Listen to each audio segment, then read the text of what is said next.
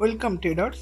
आज हम बात करने वाले हैं एक ऐसी इंडिकेटर के बारे में जो बिगिनर से लेकर एक्सपर्ट लेवल की हर ट्रेडर का फेवरेट होता है, मूविंग एवरेज। इस वीडियो में हम जानेंगे 6 अलग अलग टाइप्स ऑफ मूविंग एवरेज के बारे में, उनका यूज़, उनका खासियत और एग्जाम्पल के साथ। सो चलिए शुरू करते हैं। सिंपल मूविंग एवरेज यानी SMA सबसे बेसिक और कॉमनली यूज मूविंग एवरेज है। इसमें हम किसी स्टॉक के उस रिसेंट क्लोजिंग प्राइस को ऐड करते हैं और उसे डिवाइड करते हैं नंबर ऑफ डे से।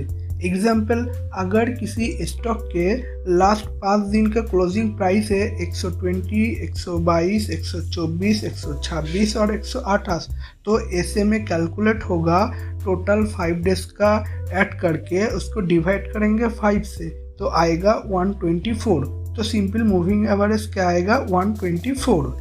EMA भी मूविंग एवरेज ही है, लेकिन ये रिसेंट प्राइस एक्शन को ज्यादा वेट देता है, इसलिए ये ज्यादा रिस्पॉन्सिव होता है प्राइस चेंज के लिए। शॉर्ट टर्म ट्रेडर्स EMA का यूज करते हैं ब्रेकआउट आइडेंटिफाई करने के लिए। एग्जाम्पल, 9MA का क्रॉसओवर, फिर प्राइस EMA का ऊपर चला जाता है तो बाइंग सिग्नल मिलता है। WMA में भी रीसेंट डेटा को ज्यादा वेट दिया जाता है, लेकिन थोड़ा मैथमेटिकली अलग तरीके से। इसमें हर प्राइस को एक फिक्स्ड वेट दिया जाता है। फॉर एग्जाम्पल, अगर 3 दिन के प्राइसेस है 100 रुपीज, 102 रुपीज, 104 रुपीज, तो वेट्स हो सकते हैं 1, 2, 3। WMA is equal to 100 times 1 plus 102 times 2 plus 104 times 3, 1 plus 2 plus 3 is equal to 102 rupees and 66 पैसे। DEMA एक एडवांस्ड वर्जन है EMA का।